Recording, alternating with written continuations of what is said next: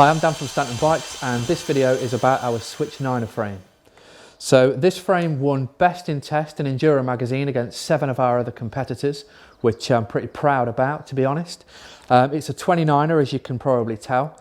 Chainstay length of 428 millimeters, and a head angle of 64 degrees static with a 73 degree seat tube angle.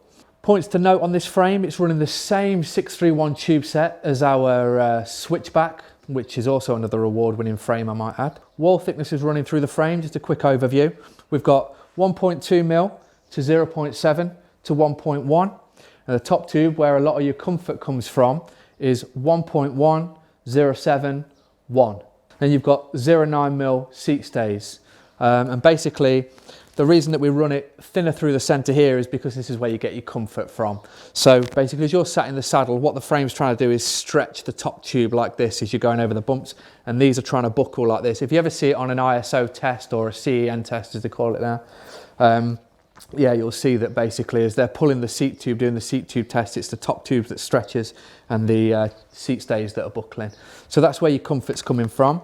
Another good point to note with this frame is that we run the same yoke as we do on the Switchback. The yoke is basically to accommodate 2.5 tyres with this nice short chainstay, and also up to a 34 tooth chain ring, or if you're running a boost chain ring, you can run a 36.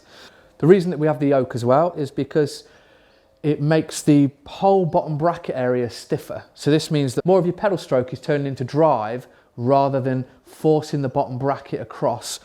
So it's basically taking out lateral flex through the bottom bracket, which makes the bike feel a hell of a lot more pedal efficient. The bottom bracket, when in the sag, has a 70mm drop. So if you couple this with the 428mm chainstay length, the 64 degree static head angle, and the 70mm drop, this means that this bike absolutely pins in the corners, which is pretty surprising for a 29er, because that's where most 29ers fall down.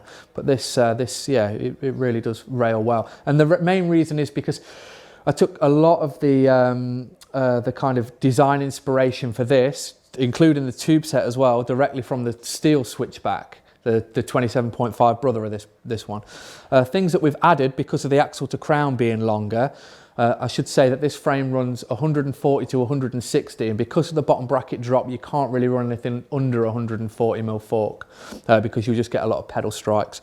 But because the axle to crown's greater, and we've not increased the wall thickness of the tube, what we have done is add a top tube gusset just to increase the amount of land on the weld. This frame runs the same internal dropper routing as all of our other steel frames, where we basically lead into the top tube here. The cable runs obliquely through the tube, drops out on the underside here, and then is tied using one of these cable guides. You just use a zip tie and pull it really taut, and that creates a tension through that cable. Then feeds underneath the bottom bracket, and then straight into the tube here, 30.9, like all the other steel hardtails that we run. The frame currently comes in 2 sizes. We've got 18 here and 16.5 here. You can see the seat stay and top tube juncture is the same on both models. All we've done is increase the top tube by 25mm, the head tube by 20mm, and then obviously gone from 16 to 18 in the seat tube, and just put this little banana bar in here just to brace this area. So you've got the stone standover on both products.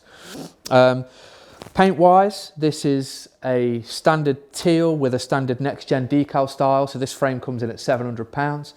But if you wanted to go for something like this sapphire blue that we have here with a heritage wrap, then there's additional cost to that. But everything's painted in-house, and if you wanted your own decals putting on or other decals taken off or anything like that, it's totally possible.